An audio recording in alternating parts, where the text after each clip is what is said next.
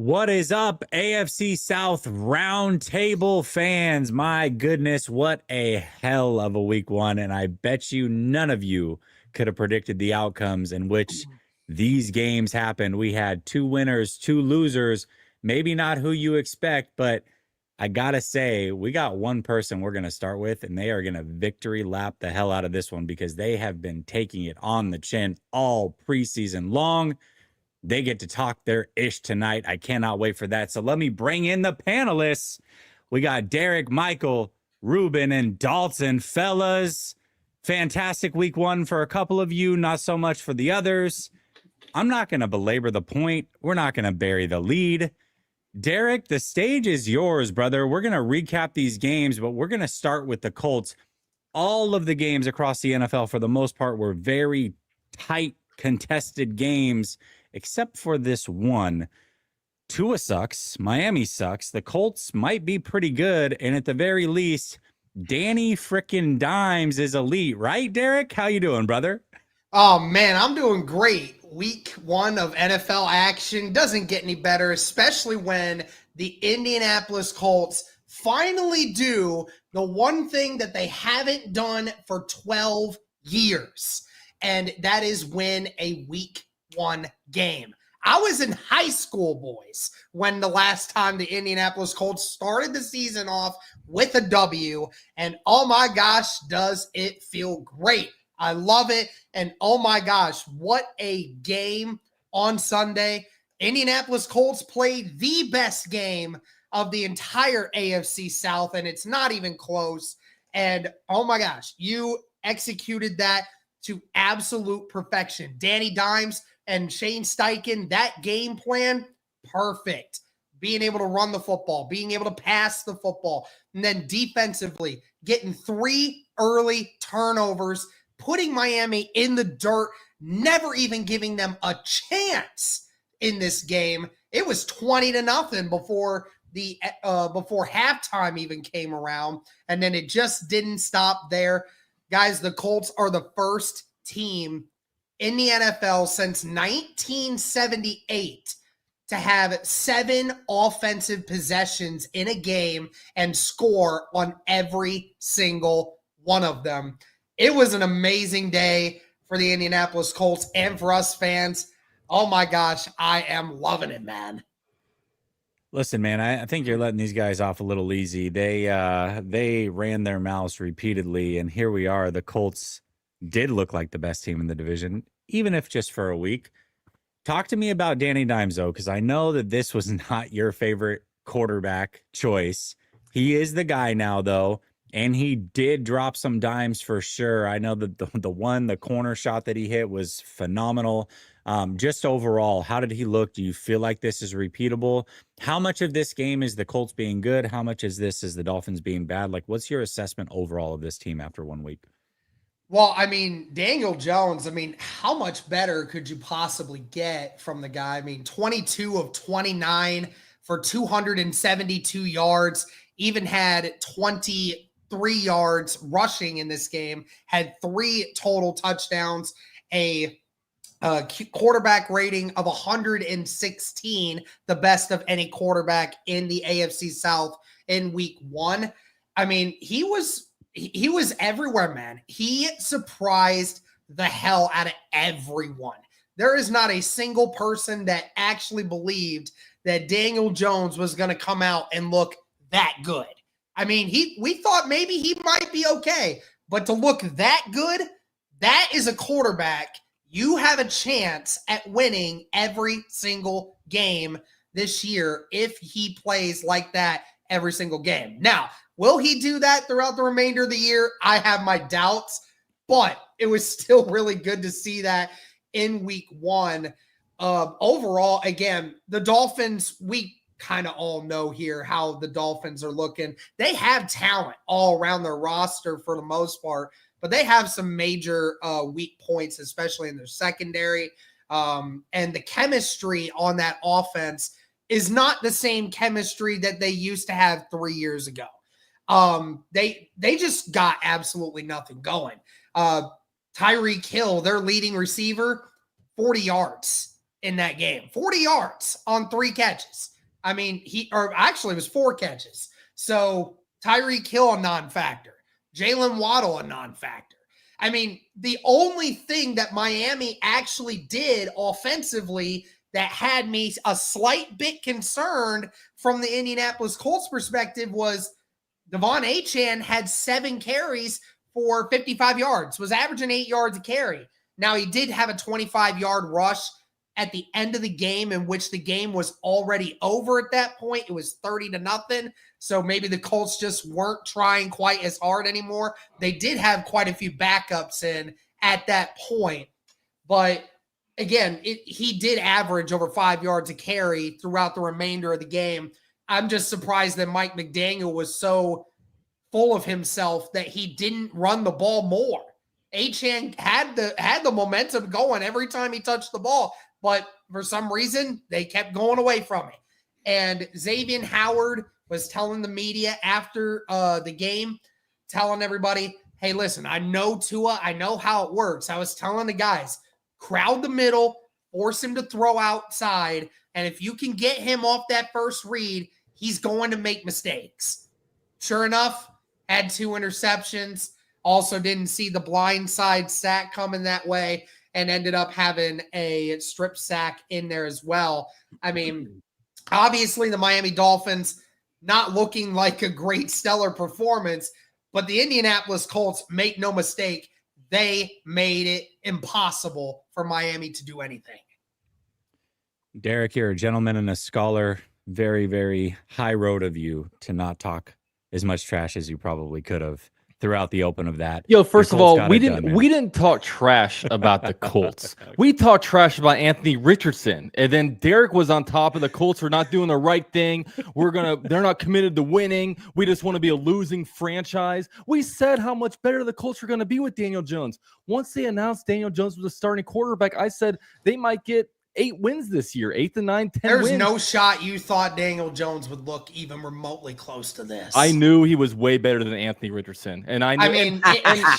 And bro, and I also told you. Sure. I mean, he says that on camera, folks. I guarantee you, he didn't feel that way behind it. And I told you last week how down I was about the Dolphins because Tua went 3 and out against the Jaguars, 3rd stringers, a bunch of guys that weren't even going to play. The Dolphins suck. The Dolphins suck. We'll see how they do against Denver. And I'll say this. Yes, I did believe when that decision was made, I was upset. I am an Anthony Richardson fan. I want Anthony Richardson to succeed with this team.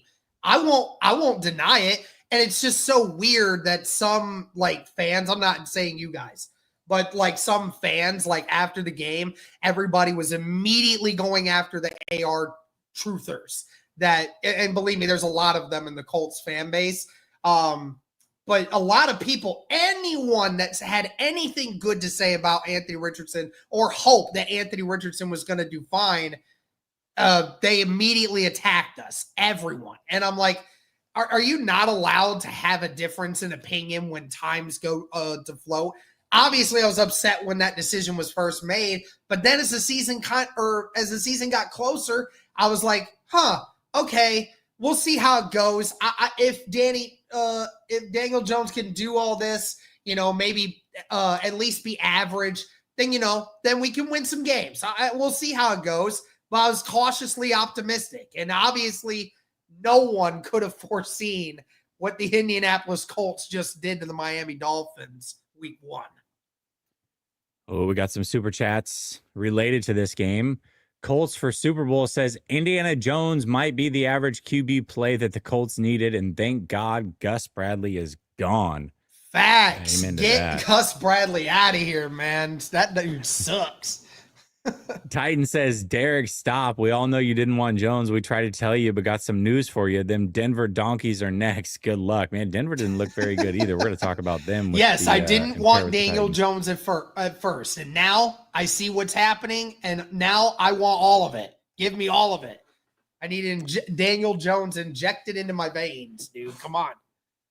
All right, a couple more we got. We're actually going to talk about this game next. Framing this as the Jags survive when they beat Carolina by 16 and the game was never close is wild. All right. And listen, I didn't make the title, so you just deal with it. Breaks by Duvall says Titans tried a screenplay with no receiver. That is the most Titans thing ever. That is the most Titans. And you pay $2 to say that. It's the most Jag things ever as well. All right, listen. In a game between the 93 expansion teams, we got a win from the Jaguars, who look pretty damn good themselves, winning 26-10 versus the Panthers. We have two things to talk about. One, you guys just made a trade involving Bigsby going to the Eagles, so I'm going to need your thoughts on that, and then we can get into the game. Why the trade? Why now? What were your overall thoughts of that one, Dalton? Yeah, first of all, I think, last week we did the sleeper picks, right? I think they need to refund our money because I made that pick of Tank Bigsby getting a touchdown, thinking that he was going to be RB1, that he wasn't on the trade block, okay? That's why they didn't play him at all, because he was on the trade block. But, I mean, there's one big reason why he probably got traded, right? The Jaguar, ETN had like 140-something rushing yards. Also, the Jaguars really like the other running backs they have, and rookie Bashal Tootin and rookie LaQuint Allen. And I think one thing, his body language, like I heard that on Twitter, he retweeted something like, "Where is Tank Bigsby?" And then he was like, when this team was out there celebrating after the game, he went straight into the locker room. So he wasn't happy about his usage. So the Jaguars, I mean, they've made 4 different trades since August. So they've been really moving some players around, trying to build this thing right. And you got to have the right culture, guys. And if he wasn't bought in, then I guess they got to get him out of there. So that's kind of pretty much how you got that to went. recoup those picks. And by refund us, you mean refund me. That was my hard-earned money that you put that bet on. So here's the deal. I'm going to give you another chance tonight, Dalton, but you gotta steer me right on these more or lesses with sleeper. All right. I will. I got you. All right. Sounds good. All right. Didn't let's he talk give about me a this load game. of crap for my pick recently? No, that was I know mine still missed because Jonathan Taylor, even though we were at the 1 yard line 2 times in our game, and never gave it to. I'm sorry. Was Jonathan Jonathan Taylor secretly on the trade block? I'm sorry. No, I'm he's sorry. not on the trade block. But I'm apparently sorry. I didn't know Tank Bigsby was secretly on the trade block. All right, let's talk about this win, man, because this was a celebratory week for you guys. 26-10, looked very dominant. I don't remember what your score prediction was, but I gotta imagine this was maybe even more impressive than what you could have hoped for. What were your thoughts on the game? What were some of the big takeaways? What should we know about it? No, it was awesome. I think this game really just comes down to coaching. Honestly, like the Jaguars had 200 yards rushing. That was more rushing yards than any game the Jaguars had in 2024. Lots of pre-snap motion, which was really good, and 3 takeaways from the defense. Last year, there was 8 takeaways on the whole entire year. So, you saw a team that, it's kind of the same offensive line and stuff like that, but all of a sudden, they were pushing people. They were dominant. I really like the balanced attack that the Jaguars had going on. Obviously, the wide receivers didn't get super involved, but the Jaguars went up like 20-3 at halftime and just kind of sat on it. Like, I think, honestly, they went very vanilla because they knew that they were dominating the Panthers that game. And they knew that they had no shot. So the second half, we just kind of sat on the ball and just closed the playbook and kind of moved on to next week. So it was a fun, and it didn't even feel like the Jaguars were playing their best football. And they had like 11 penalties this game. So you had to clean that up. But, man, you look at it, the Jaguars were up 20-3 at halftime. It didn't even feel like the Jags were playing their best football. It was a lot of fun. It pushes a lot of confidence into us. I know I'm just feeling super good this week. It doesn't matter what happens the rest of the year. I'm just saying right now, the Jaguars started 0-4 last year. So there was never any feel-good moment. The Jaguars are 1-0 right now. They beat a crappy opponent. The Panthers aren't very good. But one thing I know is that the Jaguars weren't very good last year. They were a bottom 5 team. So I know that at least we're not in that bottom tier category, right? We're definitely at least a step above that. But regardless, I liked a lot of the stuff that I saw. The Jaguars were pushing people around. Trevor Lawrence wasn't sacked once. It was awesome. It was awesome. So I'm really happy with what I saw this game. Well, how did Trevor Lawrence look in this new formed offense? I mean, we can box score scout all we want, but just throw to throw. How did you feel about him? I mean, again, I know that you probably don't have questions. I'm sure a lot of Jags fans don't, but I do think a lot of people outside of the fan base certainly is looking at Trevor Lawrence as like, this is your year, man. It's make or break. You either are or you are not. So based off that game, I know it's early. He's gonna, continue to progress in the offense, but overall, how do you feel like he looked? Yeah, I mean, I like Trevor Lawrence had a really good first half, I thought. I mean, he was in control, going through his reads, converting first downs. I mean, like I said, they had a lot of penalties. So the Jaguars were in a lot of like 1st and 20 situations, and they were converting it into first downs. So that was really good. I think the big thing right now, he had one bad drive. He was one drive. I don't know what was happening. He was missing people, and he ended it with a interception. Really good interception by J.C. Horn. I mean, give him all the credit, but it was a bad drive. But other than that, I mean, he wasn't really put in a situation where it's like, all right, Trevor, you need to go down the field, play mistake-free football, and get a touchdown or put us in scoring range here. So overall, I thought Trevor was good. The main thing that has to be worked out on is just him and Brian Thomas Jr. in the preseason have kind of been a little bit off. And if you look at this game, Trevor Lawrence was 1 for 7 when targeting Brian Thomas Jr. and 18 for 24 otherwise. So I don't know what's going on with that. I mean, Brian Thomas Jr. is a good enough receiver. I think at some point it's going to get right, but needs to get right soon. I mean, you have the Bengals next week. You have the Texans in a couple weeks, 49ers, Chiefs. So the schedule gets a lot harder. I think that'll get figured out at some point just because, I mean, Brian Thomas Jr. is a good receiver, and, you don't just miss your best receiver, right? So that's something the Jaguars had to work on, but it's a brand new offense, brand new regime, a lot of new stuff going on. So there are going to be a lot of hiccups, but I'm really happy with the way week 1 went. And I think it's going to be a big year for Trevor. Oh yeah, we do. It's Jaguars 49ers. We'll have to do a behind enemy line show for that one, Dalton. I'm looking forward to it. But yeah, man, I think you guys should be pretty happy. Like you said, started 0-4 last year, and if the Panthers are a bad team and you beat them pretty handily, then that means maybe you're not necessarily a bad team at the very least. So we'll see how it plays out. All right, Michael, your turn, brother. You guys actually hung around. You fought a tough game right there. Your defense was absolutely nasty. You had Bo Nix put in a blender. At least from my eyes, Cam Ward, ups and downs, but overall for a rookie quarterback, made some plays. Also, I think was probably put in some bad situations by his coach. That's a whole nother thing. But overall, losing 20-12 against a team that a lot of people have as like a dark horse Super Bowl contender potentially out of the AFC. What were your thoughts of that game? And what were some of the takeaways that we need to know about? Yeah, from my perspective, going into this game, I felt Denver was high and low the best team on paper and going to be on the field. But looking at what the Titans were going to go up against, my biggest thing was I wanted to see Cam Ward go out and perform, just have a good day. And I wanted to see if the defense could just hang around and just keep us in this game, which they did. So those are wins right within themselves.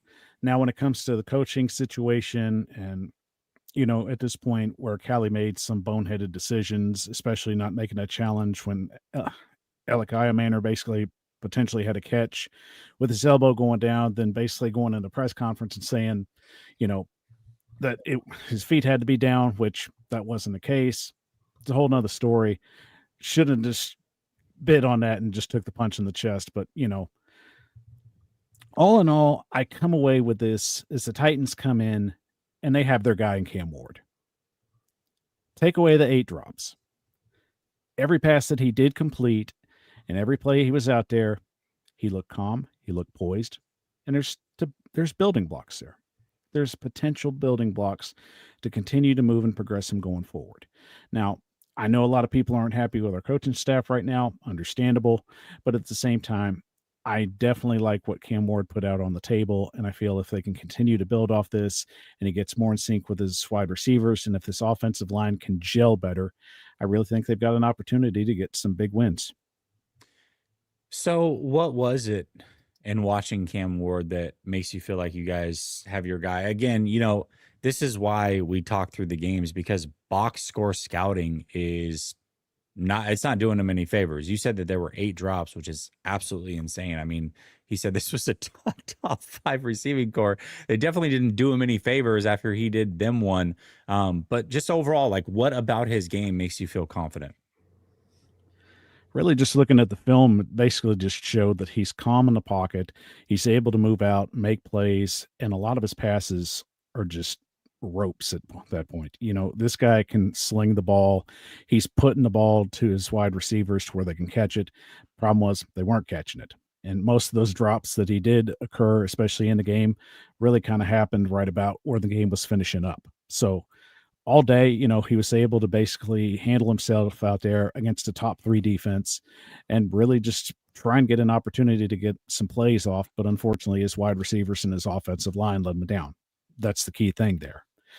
But looking at the Titans defense, right now that's our biggest strength. If they can clean up the penalties, especially with some of the pass interference stuff with Jarvis Brownlee, this defense really gave the Titans an opportunity potentially to win this game about 4 different times.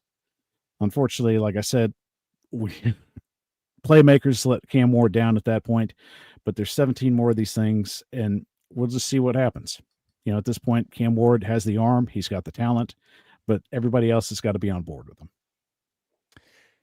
All right, big Jags fan, we'll get to you after Ruben goes and we get through these super chats. We'll let you cap us off here before we get to our ad reads, but we see you on the Patreon hotline, so hang tight, brother. We'll get to you shortly. Let me get to these super chats, and then Ruben, I'm making you stew on this one because everybody's waiting for you to go. I'm watching the chat. They're cooking me. That's fine. Harley over here making those predictions last week, and then what was he saying? Was he talking crazy? Oh no, I wasn't too crazy, but, I think we couldn't let him take the smoke from you not being there. Well, I think he called the Texans blowout. He's like, "Oh, Rams have nothing on us," type of thing.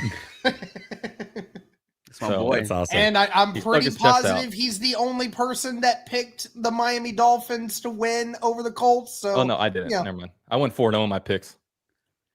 So, yeah. Ooh, all right. Santo, we'll get to you. Santo says if our third string running back doesn't fumble the ball, we would be having a different discussion right now. Shaking my head, go Texans. I got to know more about this one. Cosmic Baller says now we see what happens when a bull runs into a ram. That's pretty good. That is pretty good. That's pretty good. Jacob Patterson says go for it on 4th down in the first drive. Wild, glad they got it. Yeah, the Jags went for it on 4th and 1. That had me super nervous, bro. I the balls on Shane Steichen, dude, to do that on the 50-yard line's insane. Dude, Liam Cohen did it on the first drive to avoid going 3 and out. He did our own 30. That's wild. That's insane. I knew Derek would be a Danny Dimes truther by week 2. Yeah, so Derek, what's baby? I'm loving it. Let's Derek, go. you gotta have the Colts at what, 14-3 right now? Where's your at what point does Derek get a Danny Dimes jersey? Oh, if the Colts go at least 11-6, I will get a Danny Dimes jersey. Yeah, let's take it a step further. If the Colts win the AFC Championship by any chance, Derek has to get a Danny Dimes tattoo. Danny Dimes Nah, brother, I'm not getting a tattoo, but maybe we can do something similar. It'll be a dime, and it just says Danny on it. Yeah, get a dime, like a teardrop, a dime with a 17 on it, right under your eye. Oh, it's funny. Paul Wilson says, how's that O-line looking, Ruben, for the shoe? All right, Ruben. It's time, brother. It is time to pay up, man. The best team in the division with the best quarterback in the division falls to the Rams 14-9. Can't even muster a touchdown, my man. What happened in week 1? Is this a trend? Are you concerned? And is CJ Stroud a bust? I got to know the answer to all of these questions. Oh, my God. Whoever said that, PD's the host. Look themselves in the mirror. You want to know what CJ Stroud did against the blitz and against the pressure? He was 6 of 6 against the blitz. He was 9 of 10 against pressure. CJ Stroud was the least of the problems on the offense for the Houston Texans. The problem was you have a new everything, new O-line coach, new OC, 4 new starters on the offensive line. And once again, they just could not protect this guy right behind me. The Houston Texans, boys, they're about 23 years old, and it doesn't matter if it's C.J. Stroud, Deshaun Watson, David Carr, Sage Rosenfeld, Matt Schaub. We can't protect these boys. and it has plagued us since the start of this franchise. And now here we are again in year 3 talking about the same damn thing that I've been talking about all offseason, all last year. You cannot protect your quarterback. And I saw this stat that said that CJ Stroud, since entering the league, has faced the most pressure at over 40%. How do you want someone to thrive in that situation? You know what's sad, boys? I was at the season ticket member event for the Houston Texans, and they had this thing where you get to ask DeMeco Ryans and Nick Caserio a question. If there was 200 questions there, 180 of those sons of bitches were about the offensive line, to the point that DeMeco Ryans and Nick Caserio looked visibly annoyed by the questions. Well, you know what, Coach, GM, I'm annoyed seeing my quarterback run for his life. I'm annoyed that I keep on having to say, go out there and be magical, quarterback, because I've been saying that since the inception of this team. Houston Texan offense put up 9 points. Atrocious. Horrible. The defense, they did their thing. 14 points to a Sean McVay offense. I know Puka Nacua did his thing, but 14 points. And, like Torres said, the Texans had a chance to win the game at the end, but you give it to a damn third-string running back who has a captain's patch on his chest because he kicked the damn field goal for you 2 years ago. I don't understand why Dare Bungawale was on the field in that situation. Nick Caley, our new offensive coordinator, it did not look good. The only positive you can say is it's only up from here, but it was a disappointment. And what did every Houston Texan fan say this offseason? The only thing we're looking at is the O-line.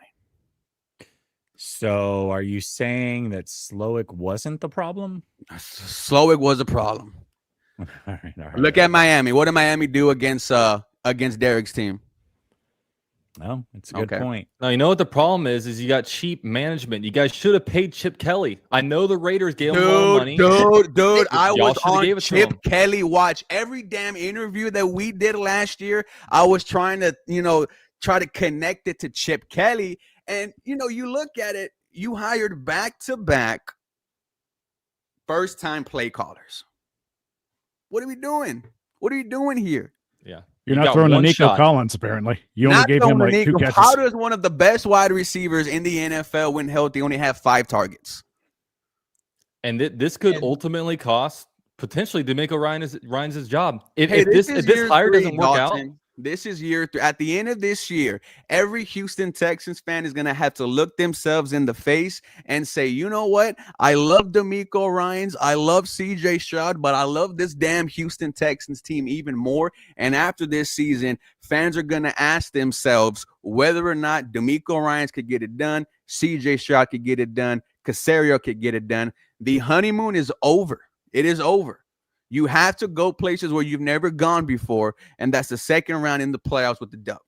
And that's the crazy thing is right now, Texans fans, they shouldn't even be looking at the AFC South. They've accomplished the AFC South. Their goal is get into that next tier. And if you saw the Bills and Ravens play last Sunday night, are the Texans anywhere close to that right now? Like, this is the team that you built. The defense is great. The defense is awesome. The defense is going to probably keep you in every game this year. But at some point, you got to score touchdowns. And the offensive line, everybody with 2 eyes could see it was awful. And also, there's a big hole at the offensive coordinator spot. Look, you hire Bobby Slowick, your buddy, first-time guy, didn't get it done. Then you have to go out there experience. And the Texans, I mean, CJ Stroud will be there forever, but he won't be on his rookie contract forever. They're not going to take advantage of that. They should have not been cheap. They should have got Chip Kelly. The Raiders obviously gave him a lot of money, but there's no salary cap on how much you pay head coach or pay coaches in a league. They should have done that. And obviously it's only 1 week, but having 0 touchdowns, that's, on a team that, has CJ Stroud and, also Nick Caserio, what else you got, man? Like now, maybe not investing like so much draft capital and such early in the year on wide receivers and other positions that didn't matter as much, rather than going on the offensive line when your quarterback is being pressured 40% of the time. And I really didn't even know what they were trying to accomplish offensively. I mean, you're throwing the ball to 10 different guys. You've got playmakers. I don't know why you're not getting the ball to your playmakers. I mean, they don't have time. They don't have time. Like, yeah, CJ Stroud can complete the majority of his throws. I mean, but if you're completing 19 passes and only getting 188 yards out of it, it just shows there's no explosiveness. There's no big plays. There's no action to get these guys open down the field. And even if they are open down the field, he's got no time to be able to let that stuff develop because O-line is trash. No, you guys are seeing the same exact thing happen to the Texans as the Jaguars. You don't give a guy a good offensive system and a decent offensive line, and then all of a sudden you have people talking about bust for the quarterback. It's like, what are we doing here? I just want everyone to know, when everyone else talked about their team, no one jumped in. As soon as mine took the L, all three of you guys are hopping in. That's okay when it rains and pours. I agree with every single thing you're saying. But we're concerned. Get ready. Yo, I'm excited. I'm excited for the season. Yeah, but am I saying anything that's untrue? I'm not. No. I'm not sitting here. I not once said you. I not once said any of you guys were incorrect. And I jumped in for Derek also. Yeah. Dalton certainly tried to hop in on my experience. That's for sure. Listen, Dalton and I already had our little back and forth in our group chat before this, so we didn't have to bring it on to here. About whose team had the better week. So. I didn't have on my bingo card D'Amico Ryans possibly getting fired by the end of the season. Dude, but what I did have on my bingo card. Okay. I'm not there at all. Fans are calling for his head already. It's crazy. That's insane. That's insane. I'm like, come on. What I did have on my bingo card, though, is Big Jags fan calling in like he does. Big Jags fan, brother, how you doing? I'm doing good, and I'm extremely upset with the whole panel right now because I said the Colts would win versus the Dolphins. It was the other Houston guy that picked the Dolphins. And then I also said CJ Stroud would have a game-winning drive, which he was about to, and his stupid running back fumbled it. About to, brother. But my third take was right on. I hit the nail on the head with that. I said Cam Ward would have under 120 yards passing and 0 touchdowns, and I was completely right. There you go. Damn. I'll pass that to Rossi then. So and then yeah, you're gonna have to pass it to Rossi. He keeps passing to you, man. I think I'm gonna win that. I'm gonna win that jersey from Michael. I don't think Cam Ward gets a touchdown versus the Rams either. Oh, Jags. And the balls. There's 17 more of these things. Calm down now. The balls that were dropped. You're saying they were dropped, but he threw them high and hard, and those receivers were stretching with every fiber of their being to get to, and it hit them in the hands. They were horrible balls. They weren't good. No, they weren't. I know how to evaluate film, Jags. Come on now. I love this. This is good. This is good. All right, Big Jags fan, what else? You got one more to close us out? One more, yeah. I'll give you 4 quick predictions real quick. So I think the Colts lose, Texans, so that's another L for them. And I predict you're going to get a new mic soon. Obviously ain't going to win. Yeah, it's my iPhone. I'm in a hotel. I travel for it. The Giants will take another L as well, but the Jags, we're upset in Cincy. We'll be 2-0 up on this division. Oh, I like it. So he has all 3 losing. Big Jags fan, brother. Great call as always. We can count on you week in and week out for sure. He has the Jags as the only team winning this week. Well, we're going to get the predictions from the panel. But first, we got some sleeper picks to be making. And you guys owe me after last week. So here's what we're going to do. Dalton, we're going to actually, you know what? It's not the division, but we got to take our free space here, which is Jane Daniels for at least a half a passing yard. So we're taking that. I need one from each of you. So we're starting with the Jags versus the Bengals. What are you feeling here, Dalton? Anything tickle your fancy? Oh, let's see here. Let's keep going. Oh, we only got 2 things right now. It's still early in the week. So we only got Trevor Lawrence at 241.5 passing. This is a bad Bengals defense. Keep that in mind. And Hunter at 50. How many receiving yards does Hunter have last week? He had like 30 something. They didn't like it was mostly throws at tight ends, to be honest. Let's keep scrolling. The tight end more than anyone. That's all we got. That's all we got early in the week. It's still early. I'm gonna pick a Bengal. I'm gonna pick a Bengal. You can take a Bengal. Yeah, that's fine. Yeah, I'll go 275.5. I'll go Chase Brown under 67.5. Okay. All right, we'll take it. We'll take it. Okay, let's see. Let's see what we got for the rest of these. Hopefully, we got some more than just a couple. All right, Rams and Titans. So we got Cam Ward more than 194.5.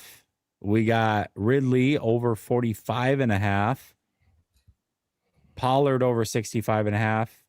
We can go less on these too. What are your thoughts, Michael? Which one do you like here? Do you like Cam Ward more or less? Ridley more or less? What do you got? I'm going to roll with Cam Ward on this one. We going more? We'll go with that. All right. Perfect.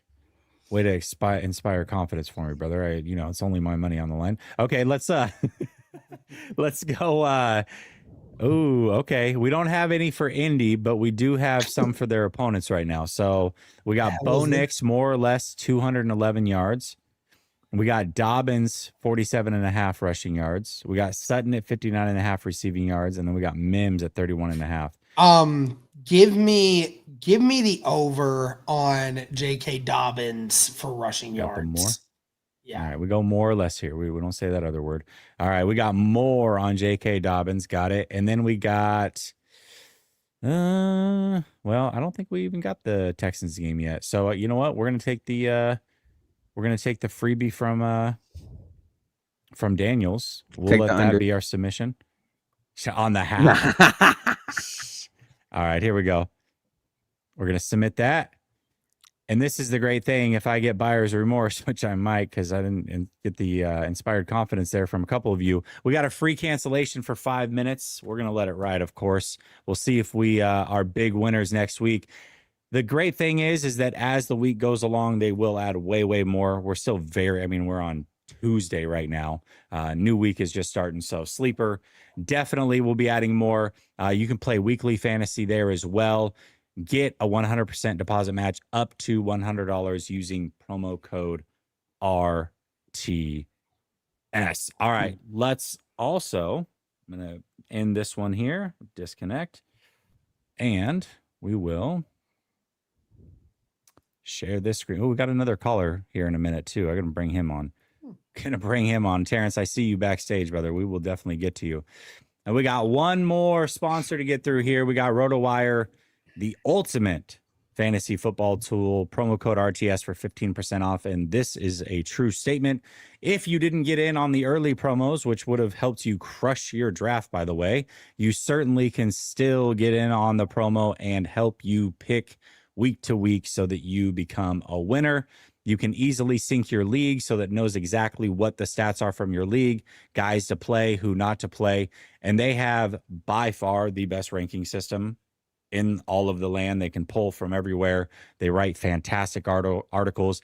And the great thing is that you can view reports for your league based off of custom rankings. So again, if you have a 2-quarterback league or an IDP league, I play in another crazy league where we don't even have any defense or kicker. It's just all offensive players. You can set your custom league, and then they will give you your rankings week to week based off your league scoring. It's a phenomenal tandem app. And if you're taking advantage of the Sleeper promo, then you might as well take advantage of the RotoWire promo, pair them together, and be an absolute beast when it comes to fantasy football. So before we get to our week 2 predictions, we got Terrence waiting backstage. Let's see what he's talking about. Terrence, what's up, man? What's up, man? Derek, man, from one Colts fan to another, just hold the cup. Don't drink the Daniel Jones Kool-Aid just yet. I was at the game, and I got to agree with UCF Jag. The Miami Dolphins are trash. Like, Mike McDaniels might be gone by week 6. 70% Miami trash, 30% Colts was good. But my question is more so for Ruben, actually. Y'all offensive line, man, and I'm a CJ Stroud fan. I want the Colts to draft him, but that offensive line is really going to tarnish his name, man. It was tough to watch, man. Dude, I really don't know, how to explain it because they've gone both routes. They've had the highest paid offensive line in the NFL. They had that last year. It didn't work out, and now they're going the veteran route, the culture route, and right now it looks like it's not working. So I am very worried for CJ Stroud. Like I said in my little rant earlier, you haven't protected any of your quote unquote franchise quarterbacks. So at one point, do we have to, look at the guys calling shots and say, why can't you build an effective offensive line? You can't even build a middle of the pack offensive line. So I hope I'm not talking about the Houston Texans wasting CJ Stroud because they can't put a decent O-line together. All right, man. That was it, man. Derek, just hold your cup. Just hold your cup. Don't drink your Kool-Aid just yet. Terrence, the question is it a red Solo cup that he's holding? Oh, it's a Colts cup. Okay, all right. Well, we got you. All right. Appreciate you, Terrence. Have a good one, brother. You too. All right. All right, Big Jags fans back. I guess he has some crazy stat. This better be good. All right, Big Jags fan, we're giving you one more chance at it. What's up, brother? All right, let's go. Actually, it's for Dalton. He's about to whip something out for y'all. Yo, check out what Big Jags fan sent me in the mail. You guys ready for this? I'm ready for this. No, Oh my gosh! Look at this. So it's a helmet. Thing. It's got this over there. It's got a visor, and best of all, clean. autographed by QB1 Trevor Lawrence. Look at that. That is sick. That is sick, Big dude. Jags fan coming in clutch, dude. That's And what's authentic, crazy too. Dalton is Extreme. he express mailed that between his calls, and it got there that quick. That's insane. Exactly. That's you right. didn't And I see had me my move. here's my Hold their take. helmet. Here's my good take. All right. That's clean. I'm not gonna So cap. they interviewed Foye Oluokun after the game, and he was telling the people asking him the question that the coaches last year made him chase the running back around or like QB spy, so he couldn't even play his position correctly. So I just wanted to tell you that's what coaching will do for you. And Josh Hines Allen made the same comment. They had him QB spying. Well, if he's your defensive end, why would he be a QB spy? He needs to rush the QB, not spy him. Coaching. I like it, brother. I like it. That's a sick helmet. Big Jags fan. Thanks for calling in again, brother. We'll talk to you next week. All right. All right, man. That helmet is. Dude, that's I- badass. I'm not No even gonna cap, lie. no That is cap. I don't care what fan. clean. Look at this thing, dude. Like, Clean. and It's I don't. clean, man. And I Are don't you gonna have put padding inside? there. I don't know. Maybe we'll see. But I know Yeah, me. that I is- don't that's have filthy. that much even though I like do Jag stuff. I don't have that much Jags like apparel and merch and stuff. But No, that's what the heck tough. happened to my camera? I was gonna say, anybody else see UCF's camera? That's Just tough. I think the Jags helmet fan. was so clean it broke my camera. Hold on. I think it did. Probable.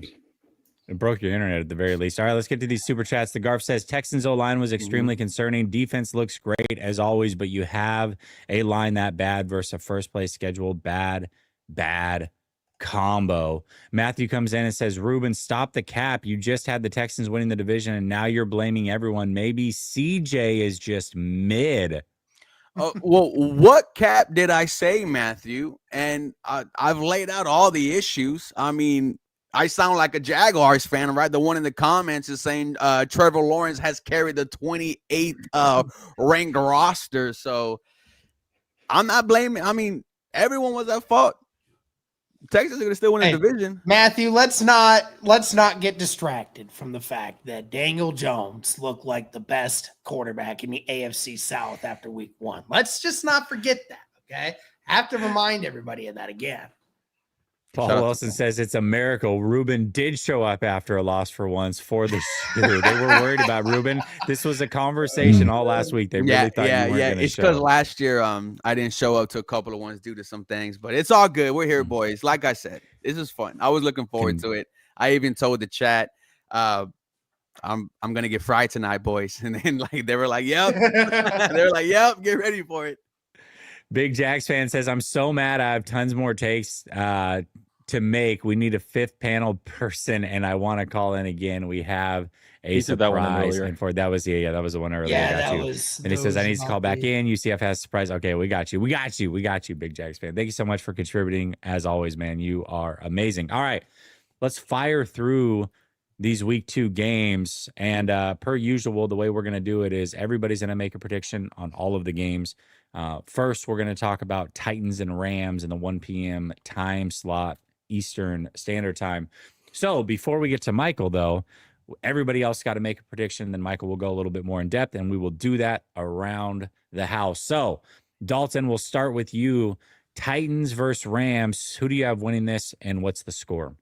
Yeah, I mean, I think the Rams are going to win this one. We'll do this real quick. I'll say 20-13. 20-13. All right, Ruben. I also do have the Rams winning this one. I'll go 24-17. Derek, Titans and Rams. Yeah, I'll take the Rams in this one too. Let's go with a final score of 17-7. Damn. Okay. Michael, everybody's picking against the Fighting Cam Wards. What say you? Who wins this game? What's the score? And give me some in-depth detail as to why it goes down the way that it does. Well, Titans are back home, so that's definitely a plus for them. Right now, I know the Rams have some question marks on their offensive line coming into this week. So looking at both guards, I think we'll see how that plays out as the week progresses. I expect Cam Ward to be a little bit more poised and on target with his wide receivers. The running game is going to be utilized a little bit more. Right now, I don't know this entire synopsis on what J.C. Latham's dealing with in terms of an injury. We'll see if he'll be available, but I'm about roughly 70-75% sure he'll make his start for this game. So if the defense can hold out, I think this is going to be definitely one of those defensive matchups. Matthew Stafford's going to do Matthew Stafford things, so I'm not going to be shocked there, but gonna say he did look a little bit stiff in the pocket, played well, but I think the Rams have been trying to do whatever they can to try and just baby him throughout the process.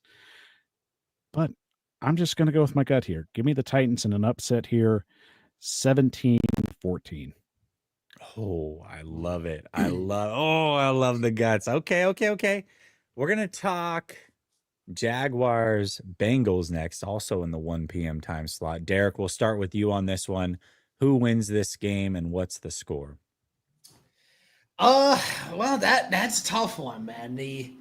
Both of these teams can do some good things offensively. I will give Jacksonville the benefit of the doubt here. I think they can run the football better than the Cincinnati Bengals, and they have a little bit better of a defense than the Bengals as well. So, I mean, I think Trevor Lawrence gets his payback game here against Cincinnati.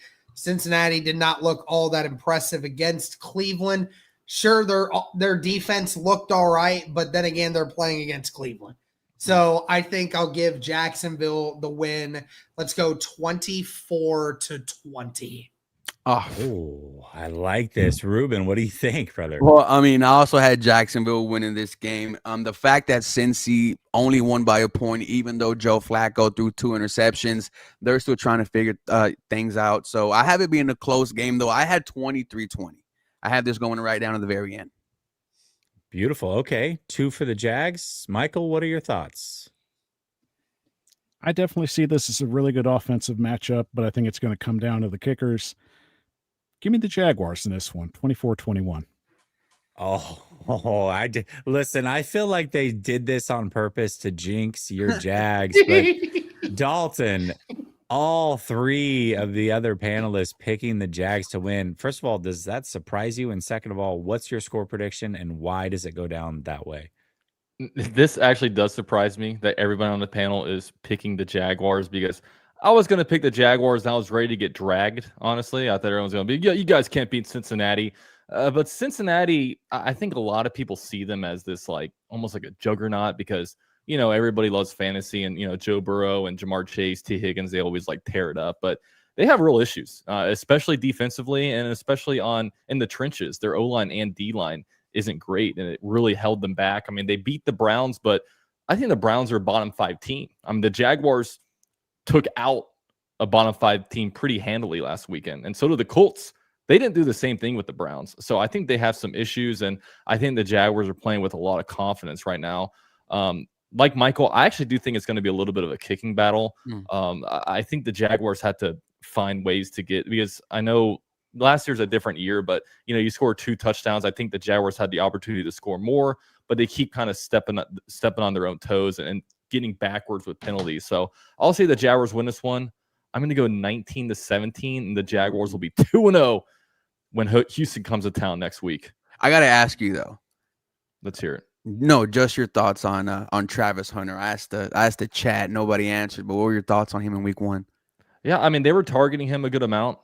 He didn't play that many defensive snaps. I think he only got like 6 defensive snaps. But, man, we were a really good J.C. Horn play away from him having like a 70-yard bomb to the house. But didn't happen. But it's one game. He got a lot of targets. I do think, like, I'm hoping next offseason he puts on a little bit of weight because he just looks very slight out there right now. It feels like he could put on another 10 pounds, to be honest. But I like him. I mean, he's shifty. He can stop on a dime, change direction. He's also extremely fast.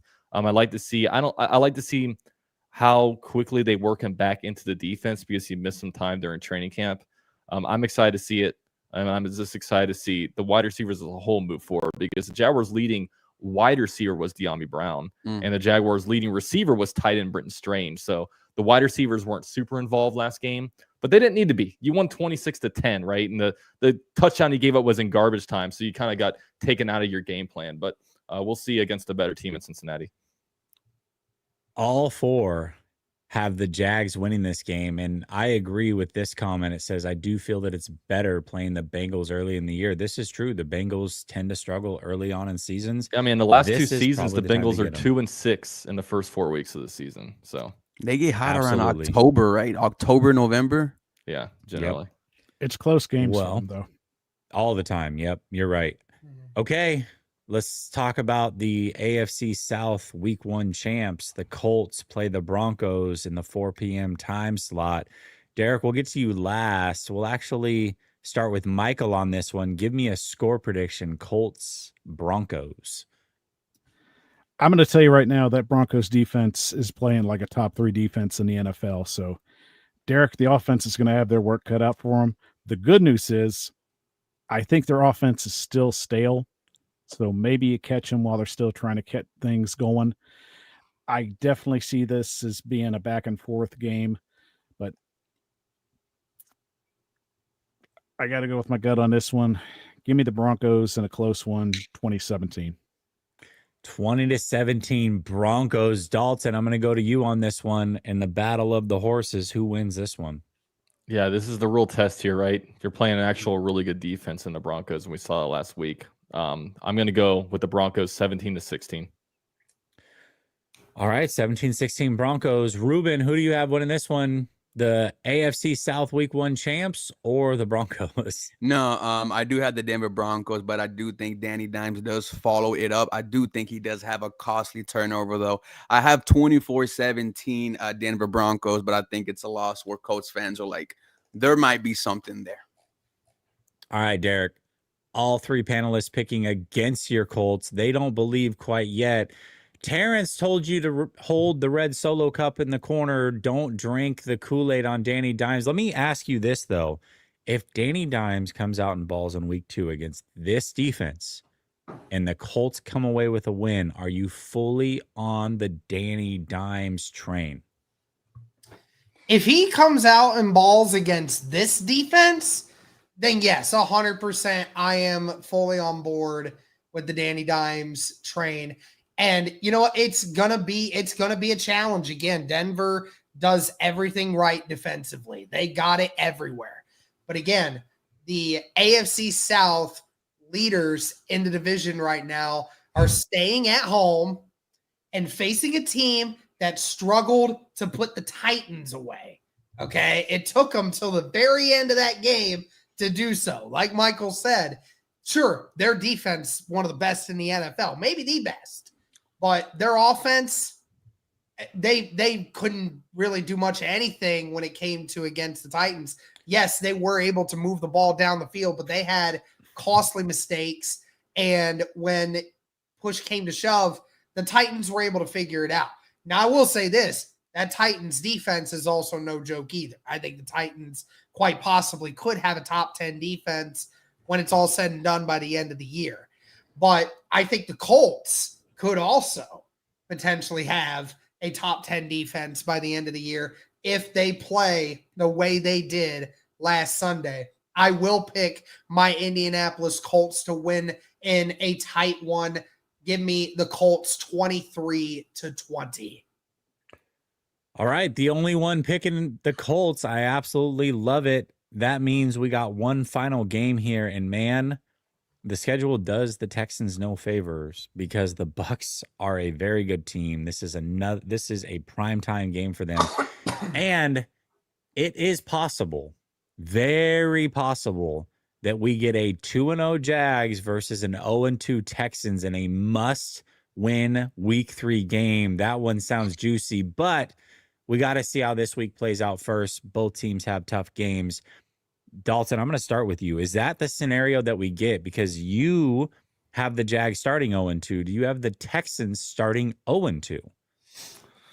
Oh, man. In my wettest dream, the Jaguars beat the Texans and they're 3-0 and the Texans are 0-3. But I'm not gifted enough for that to happen, okay? It just doesn't happen to people like me. I will actually take the Texans on a bounce back on this one. I think their offense can get back going again. I mean, their defense will keep them in any game. I'll say the Texans win this one 21-20. All right. Michael? I think the Texans bounce back offensively, but the Buccaneers, I think, are just good on both sides of the ball. I do see this game going into overtime, however, but give me the Bucs 24-21. Oh, okay. Derek? I know conventional wisdom is that Tampa Bay deserves to win this one because obviously what we saw from some feel-good stories. But, I mean, let's face it, they struggled to be able to put away the Falcons last week, and they were on the road. And then they're going to be on the road again in this matchup, and it's hard to win back-to-back games on the road, especially when you're facing a defense like the Houston Texans. This will be a close one, but I will pick the Houston Texans to bounce back. Give me a final score of 20-17 Houston. All right, we got two good quarterbacks, two guys that have been much maligned as well. Two good teams. I mean, I think if you don't watch the Bucs, man, I live in Tampa, right? I'm a 49er fan, but the Bucs are no joke. That team is a very, very good team. I think they're a dark horse Super Bowl potential team out of the NFC. So, like I said, Ruben, no favors from the schedule gods, but you guys are at home. This could be a bounce back game. Give me your thoughts. Who wins? What's the score and why? Yeah, I think a lot of people are not talking about that. The game is here in Houston on Monday Night Football. Last year, quarterbacks came into Houston and looked silly. Jared Goff, 5 interceptions. Justin Herbert, 4 of them in the playoffs. Josh Allen last year had one of the worst quarterback ratings ever in the NFL against Houston. And that's why I have them winning this game. And it's going to be the defense's reason why the Houston Texans are in this game. They got to commit turnovers. They got to put Baker Mayfield on his back. Last week against the Falcons, Baker Mayfield was their leading rusher. I am not threatened whatsoever by Tampa Bay's rushing attack, but the passing attack of Mike Evans and Emeka Egbuka, that does give me some worries, but I like my odds with Stingley and Kamari Lassiter. Once again, the question will be, can the offense score? Can they put up a touchdown? I'm gonna go 20-13 Houston Texans at home. All right. It's not going to be easy. We will see how week 2 shakes out in the AFC South, but week 1, if that's any indicator, we are in for a hell of a season. Thank you to everybody who called in, who contributed either by liking the show, super chats, commenting, whatever. We appreciate each and every one of you. That's going to do it for this week's show. So for Derek, Dalton, Ruben, and Michael, I'm your host, Jesse. We will be back next week, same time, same place. See you then. Peace. Duval.